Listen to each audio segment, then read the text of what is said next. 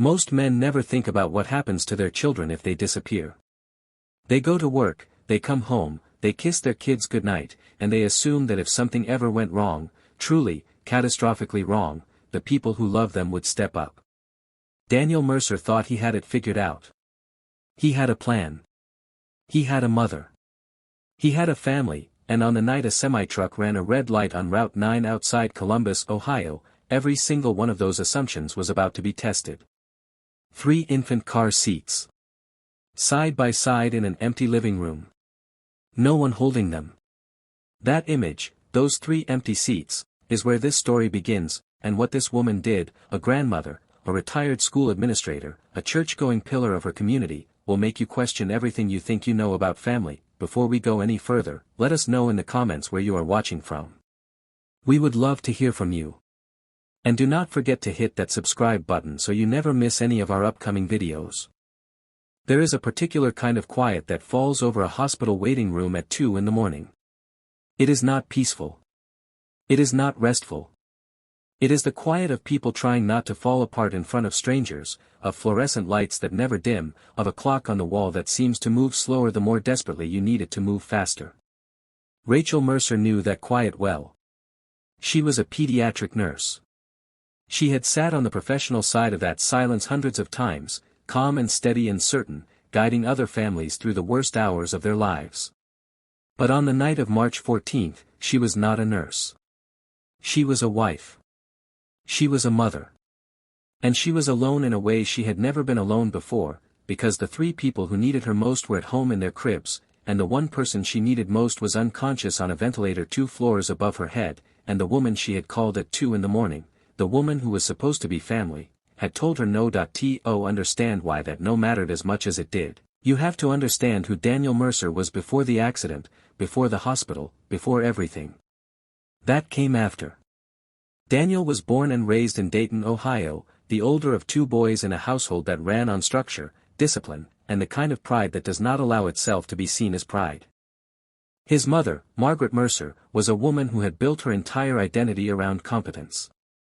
She was a school administrator for over 2 decades. She ran the kind of household where the dishes were always done, the bills were always paid on time, and feelings were managed privately, never displayed in a way that might make the neighbors uncomfortable. Margaret was not a cold woman. She was a controlled one, and there is a difference, though it can be difficult to feel that difference when you are the child on the receiving end of it. Daniel's father, Cole Mercer, left when Daniel was 14. Not in a dramatic way, not in a screaming and slamming doors way. He left the way some men leave, slowly, then all at once. He was there, and then he was less there, and then one morning Daniel woke up and understood without anyone telling him that his father had made a choice and that choice had not included him. Margaret never said a bad word about Cole in front of the boys. She simply absorbed his absence the same way she absorbed everything else, efficiently, without visible damage, and with a composure that Daniel spent the next 20 years trying to emulate. He enlisted in the army at 19. He did 2 tours overseas. He came back quieter than he had left, which was saying something, because he had never been loud to begin with. He came back with the kind of steadiness that men who have seen difficult things sometimes develop, a stillness that people around him often mistook for distance, though it was something more complicated than that. He built a life the way he did most things, methodically, without fanfare. A logistics management job with a freight company outside Columbus. A small house in a quiet neighborhood with a good school district, even though there were no children yet. A savings account he checked every Sunday morning with his coffee, not because he was anxious about money, but because he believed that financial discipline was a form of respect for the future. He was 32 years old, living alone, and quietly satisfied with the life he was constructing, when he walked into a community fundraiser in the fall of 2014 and met Rachel Hargrove. She was volunteering at the registration table. He had been talked into attending by his army buddy Marcus Webb, who believed firmly that Daniel spent too much time alone and not enough time remembering that other people existed. Marcus was not wrong. Daniel argued with Rachel about a football game within the first 10 minutes of meeting her. She was not impressed by his certainty. He was not prepared for someone who pushed back. They were inseparable within 10 weeks, which surprised everyone who knew Daniel and surprised no one who knew Rachel. Rachel Hargrove was everything Daniel's upbringing had not prepared him for. She was emotionally fluent in a way that sometimes made Daniel feel like he was reading a language with half the alphabet missing. She laughed loudly. She cried at commercials without embarrassment. She called her sister Linda every single day, not because something was wrong, but because Linda was her best friend. Her parents were still married, still affectionate with each other in public, still the kind of couple that made their children believe love was supposed to feel like safety rather than endurance. Rachel had grown up in a home where people said what they meant and meant what they said and showed up when you needed them without being asked. She assumed, without examining the assumption, that all families worked this way at their core. She would spend the next several years quietly revising that assumption. The marriage was good. It was genuinely good, not in the way people say a marriage is good when they mean it is tolerable, but good in the way that two people who are actually compatible and actually like each other manage to build something that holds weight. But there were fault lines. Not dramatic ones. Daniel kept a door inside himself locked, and Rachel sometimes stood at it and did not know whether to knock or walk away. Daniel sometimes felt, watching Rachel with her family, a low-grade ache he could not name, like someone who has been living in a one-room house their whole life and suddenly sees what a house with windows looks like. They were not planning on children quite so soon. The pregnancy was, as Rachel would later describe it, a wonderful ambush. The triplets, 2 boys and a girl, were discovered at the 8-week ultrasound, and the technician paused long enough before speaking that both Daniel and Rachel had time to begin catastrophizing before she turned the screen toward them and said, carefully, that she was seeing 3 separate heartbeats. 3 separate babies. Daniel sat very still for a very long time. Rachel cried, but she was already smiling through it. Marcus, who was called immediately after, said something unprintable and then said he would be there for all of it, and he meant it, which would turn out to matter more than anyone knew at the time. The triplets were born 6 weeks early, in March, via emergency cesarean. They spent their first 3 weeks in the NICU, which is a particular kind of sustained terror that parents of premature children describe as living in a state of controlled panic, grateful and terrified simultaneously, every day, around the clock. Margaret came to the hospital once during the NICU stay. She held each baby carefully, briefly, with the posture of someone handling something fragile and unfamiliar. She stayed for 4 hours, said the right things, and left. Over the following 6 months, she visited twice more. Both visits were pleasant. Both were short. She was polite to Rachel. She was appropriate. She sent a card on the baby's 1-month milestone. She was not absent in any way that Daniel could point to and define as wrong. She was simply not there in any way that felt like presence, which is a distinction that is easy to dismiss until you are the one who needed something more than correctness and got politeness instead. Nathan, Daniel's younger brother, came once, stayed 2 hours, brought a gift card to a baby store, and managed to spend 45 minutes of that visit talking about a professional situation he was dealing with that he felt was genuinely unfair. Nathan was 33 years old and had never quite figured out how to be a person who showed up.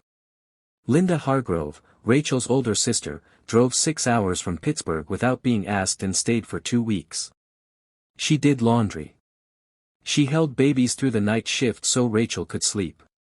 She learned the specific way each baby needed to be burped and the exact temperature each one preferred for their bottles. She did not make a production of any of it. She just did it, the way people do things when they understand that love is a verb before it is a feeling. Daniel watched her, and he felt something he could not quite articulate, a gratitude so large it was almost grief, because it kept pointing at what was missing on the other side of the room. The night of March 14th began the way thousands of ordinary nights begin for men who do shift work. Daniel had taken on an extra overnight freight run. The money was useful. 3 infants are expensive in ways that are difficult to fully anticipate until you are inside them, and he was comfortable on the road. He had driven the Route 9 corridor dozens of times. He kissed each of his children before he left, which he always did, which Rachel would later say she was grateful for without being able to say it without crying. He called her from the truck stop about 40 miles out to tell her it was raining harder than he expected and that he would check in when he reached the depot. He never made that call.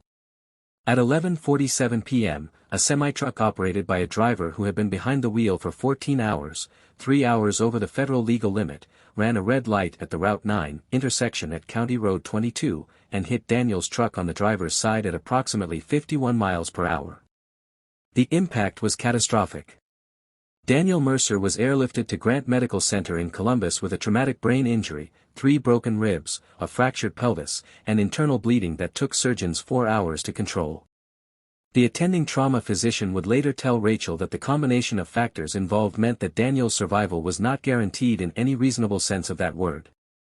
Rachel got the call at 2:14 in the morning. The triplets were asleep. She was standing in her kitchen in the dark, holding her phone with both hands, listening to a voice tell her things no person should have to hear in the middle of the night.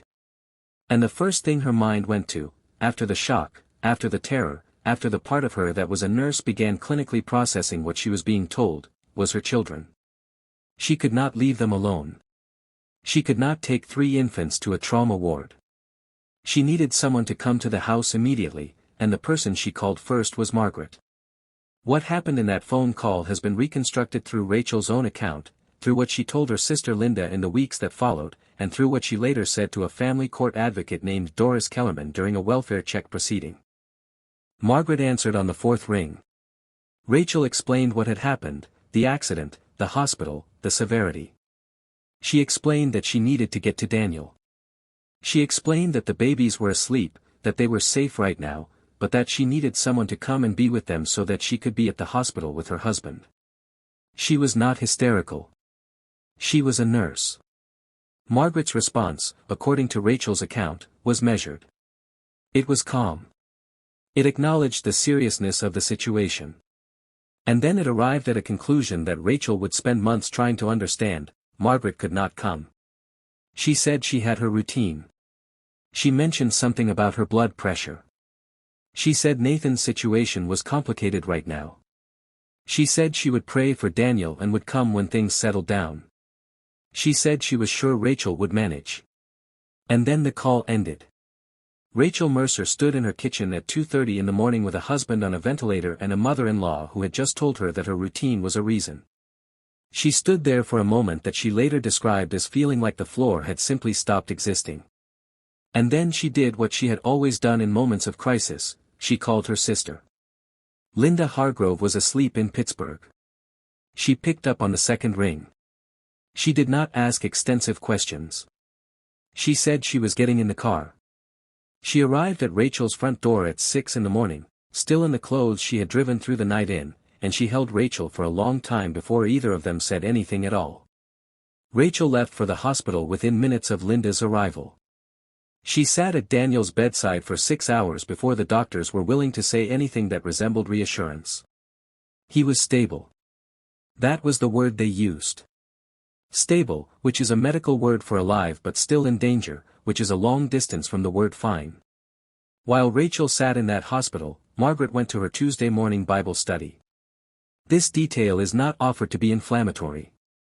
It is offered because it is what happened, and because it says something that the rest of this story will continue to say in larger and larger letters. Patty Simmons, Margaret's neighbor of 11 years and a fellow member of that Bible study group, would later recall that Margaret mentioned Daniel had been in a little accident and that she was trusting God with it. Patty would say that at the time she assumed Margaret had the situation managed, because Margaret always had everything managed. It did not occur to Patty until much later, when the fuller picture of what had happened began to come out, that what she had heard was not composure. It was performance. Daniel woke up on the 9th day. The nurses had told Rachel that patients with this type of brain injury sometimes came back gradually and sometimes came back all at once and sometimes came back in ways that required significant readjustment of what the word back was going to mean going forward. Daniel came back more or less intact, which the doctors described as fortunate in a tone that made clear they had not expected it. The first thing he asked for was his children. The second thing he asked was whether his mother had come. Rachel paused. It was a brief pause, the kind that lasts less than a second in real time and considerably longer in the memory of the person who was watching for it. She told him the truth, because she had never been able to tell him anything else, and she told it to him gently, and she watched his face do something that she had not seen it do in 7 years of marriage. It did not show anger. It did not show devastation. It showed the quiet, particular expression of a man who has just had a thing confirmed that he had been hoping, without admitting it to himself, was not true. The recovery was longer and harder than any optimistic reading of the prognosis had suggested. 6 weeks inpatient. 3 months of outpatient physical therapy. Cognitive rehabilitation exercises for the brain injury that Daniel found alternately tedious and terrifying, because there is nothing quite like being asked to do something your mind used to do effortlessly and discovering that the connection is not where you left it. He had gaps in his short-term memory that came and went without warning. He had headaches that arrived without announcement and lasted for hours. He had days when he felt almost like himself, and days when himself felt like a country he could only see from a distance. Rachel managed all of it, the medical appointments, the insurance claims, the 3 infants who continued to need everything that infants need regardless of what else was happening, with the kind of sustained competence that nobody ever fully gets credit for because it looks, from the outside, like everything being fine. Daniel called Margaret about 3 weeks into his recovery. The conversation was polite. It was the particular politeness of 2 people who have something large sitting between them and have agreed, without discussing it, to speak around it rather than through it. Margaret explained herself. She talked about her health. She talked about the stress she had been under. She mentioned Nathan. She mentioned that she had been praying for Daniel every single day since the accident, which was, she said, the most powerful thing she could offer. Daniel listened to all of it. He said, quietly, in the voice Rachel recognized as his most controlled, "I hear you, Mom." And then he did not call her again for 3 weeks, which for Daniel, who had called her every Sunday his entire adult life including from overseas, was the loudest thing he had ever said. Marcus Webb found out about the accident through a mutual acquaintance from their army days, not through any of the people who should have called him, which told you something about how inside his own head Daniel had been living since the triplets were born. Marcus showed up at the house on a Thursday afternoon without calling ahead, with 4 bags of groceries, a toolbox, and a folding cot he set up in the living room and slept on for 10 days. He drove Daniel to physical therapy. He fixed the back porch railing that had been loose since October. He held babies. He made coffee at 5 a.m. without being asked. And he never once said anything that made Daniel feel like a man who needed help, which is a skill so rare in human beings that it should be listed as a gift. On the 8th evening, they sat on the back porch after the babies were down, and Daniel told Marcus what had happened with Margaret, all of it, for the first time. Marcus was quiet for a long time after. Then he said, "You already knew who she was, man. You just did not want to believe it yet." Daniel did not say anything back. He sat with it. He would sit with it for a long time. Nathan called Daniel about 6 weeks into the recovery. It started as a check-in, a "how are you doing, I have been thinking about you" kind of call, the kind of call that Nathan gave himself credit for making as though the making of it were itself a form of support. It drifted, as conversations with Nathan always eventually drifted, toward Nathan. He brought up the refinancing. He mentioned, carefully and with the hedging language of someone testing a wire to see if it is live, that Margaret had been under significant financial pressure lately, that there were legal fees involved, that things were more complicated for her than they might appear from the outside. He suggested, not directly but unmistakably, that Daniel might want to go a little easier on her. Daniel waited until Nathan finished. Then he asked, in the same quiet controlled voice he had used with Margaret, "Did she ask you to call me?" Nathan's pause lasted a half-second too long. Daniel said he had to go. He hung up.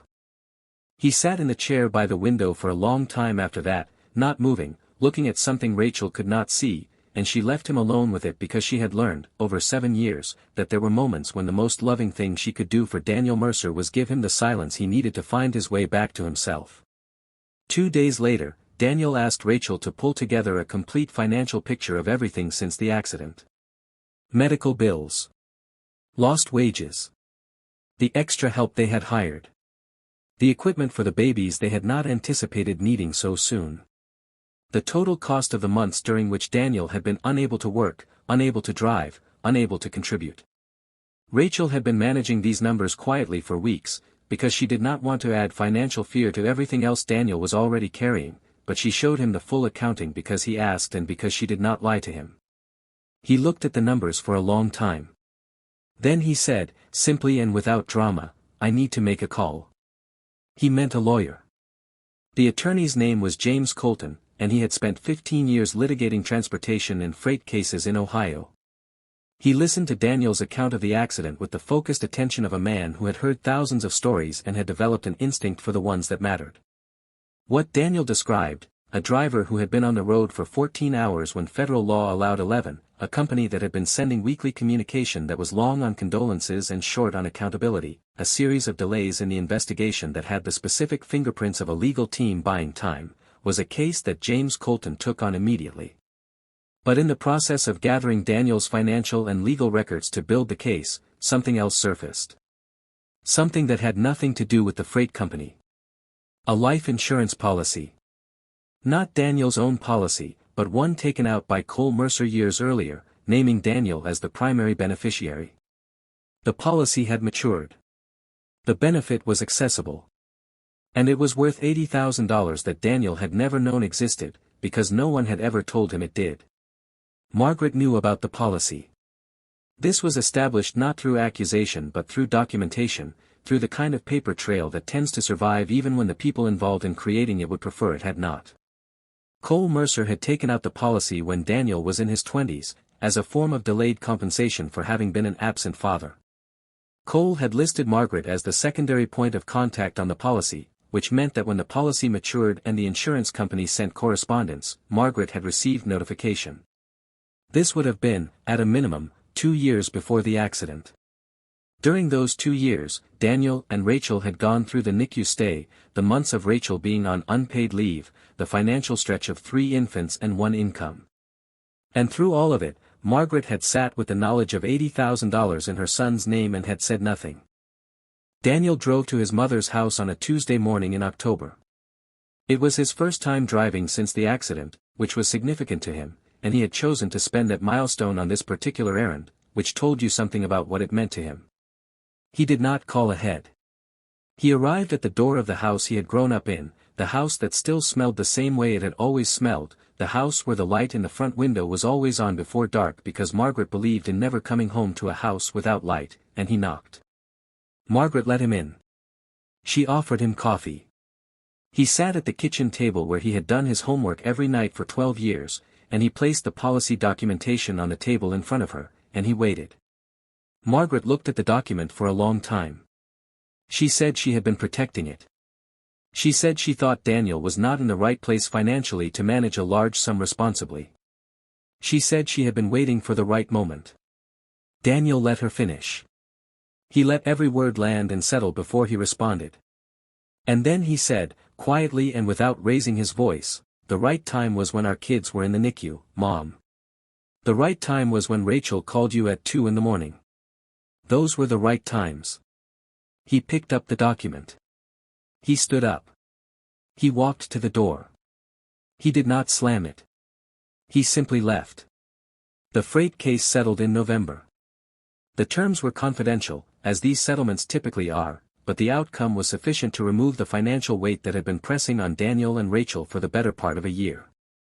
The trucking company's insurance covered a significant portion of Daniel's medical expenses, his lost wages, and compensation for the long-term effects of the brain injury. It was not a lottery win.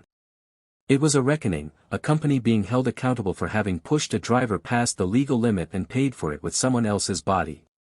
Daniel felt little of the satisfaction he had expected to feel when the paperwork was signed. The money resolved the problem of money.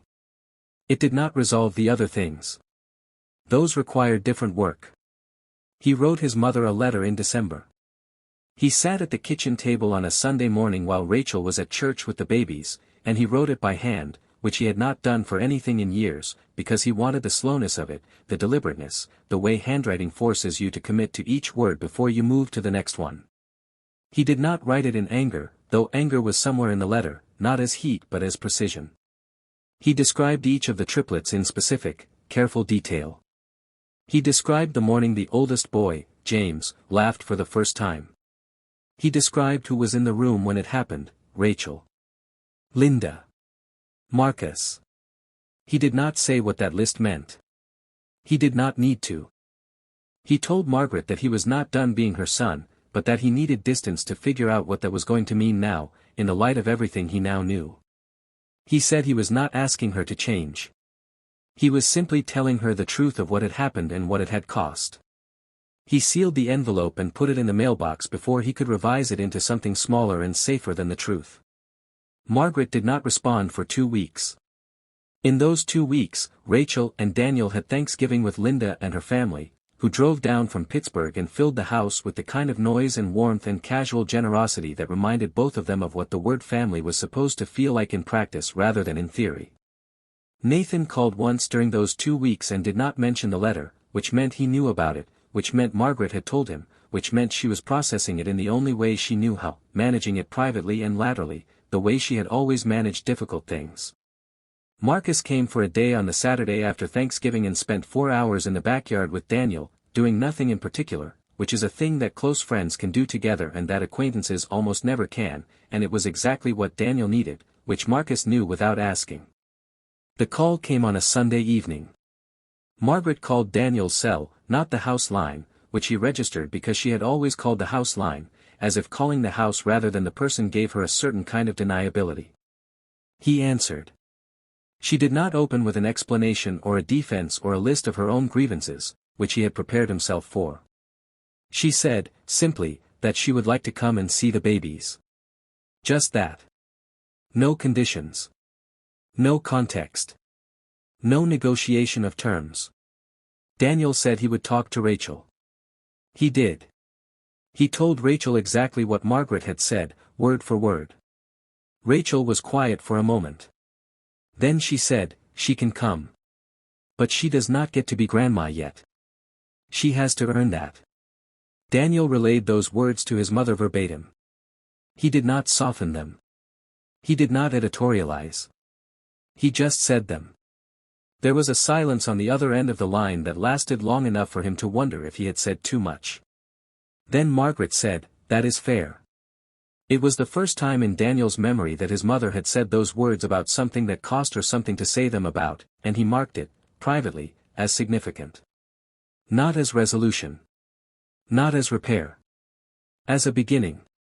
What nobody had expected, including Daniel, was the call that came the week after Thanksgiving from Cole Mercer. Cole was 67 years old, remarried, living in Knoxville with a woman named Carol who had apparently been gentle and patient enough with him over 15 years that he had begun, in his late 60s, to examine the kind of man he had been before her.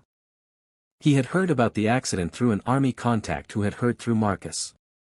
The call was awkward.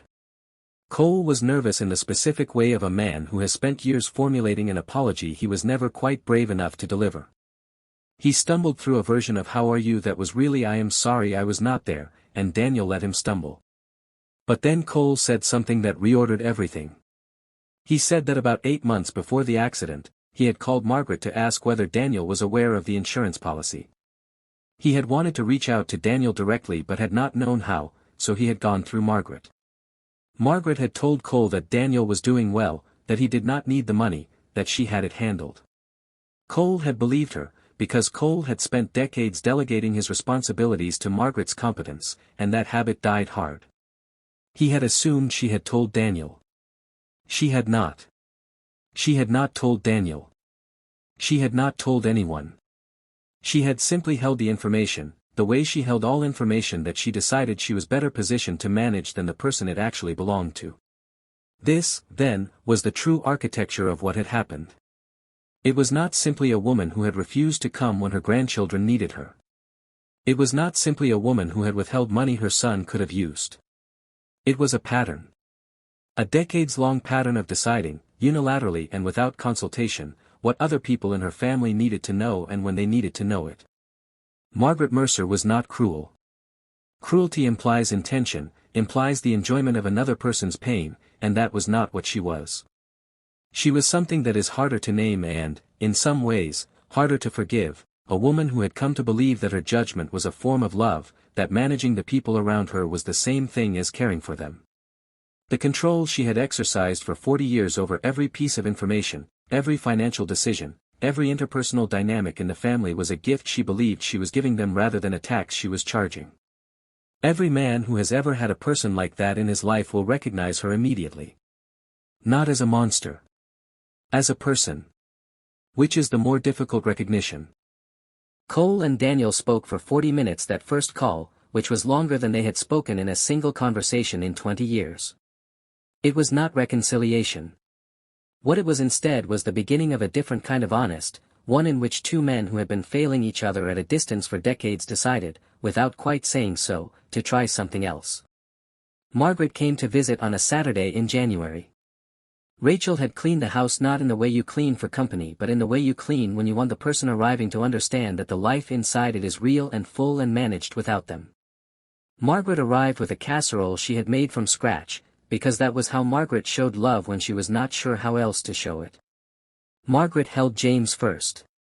He looked at her with the round, assessing stare of a 1-year-old who has not yet learned to pretend to feel things he does not feel, and after a moment he reached up and grabbed her finger, and something in Margaret's face changed. Not dramatically. Not in a way that resolved anything. But something shifted, some arrangement of the muscles around her eyes and jaw that Rachel recognized as a person encountering something real for the first time in a while. She held all three of them. She stayed for 3 hours. She did not say much. She did not need to. Some things cannot be spoken their way into existence. They have to be lived their way in. Daniel's physical recovery is largely complete.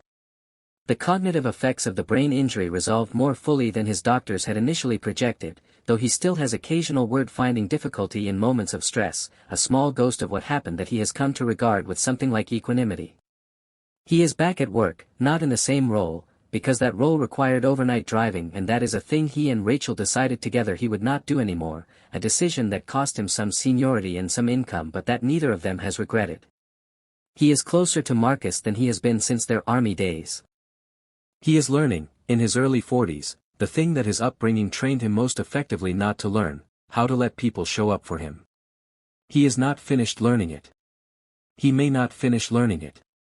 But he is trying, and he knows he is trying, and that is a different thing from the man who drove away from his house on a rainy March night assuming that if something went wrong, the people he loved would simply handle it. Rachel went back to nursing on a part-time basis when the triplets were 14 months old. She and Linda talk every Sunday, sometimes for 20 minutes and sometimes for 2 hours, and that call is a fixed point around which Rachel organizes the rest of her week. She said in one of those calls, in a moment that Linda later shared, that the hardest thing about the whole experience was not what Margaret did. It was learning not to carry bitterness about it into the way she raised her own children, because she did not want her children to inherit the particular coldness that gets passed down in families through example. She wanted them to know how to show up. She wanted them to learn it by watching her do it. Nathan remains, as Marcus would say, Nathan. He has not changed in any measurable way that the people around him can identify. He calls Daniel occasionally and manages to make the calls about himself with a consistency that would be impressive if it were not exhausting. Daniel answers, because Nathan is his brother, and because Daniel has decided that writing people off entirely is not the kind of man he wants to be. But he does not expect Nathan to become someone different, and releasing that expectation has made the calls easier. There is a kind of peace available in seeing someone clearly and choosing to love the smaller, truer version of them you can actually reach. Margaret is still Margaret. She has come 3 more times since January.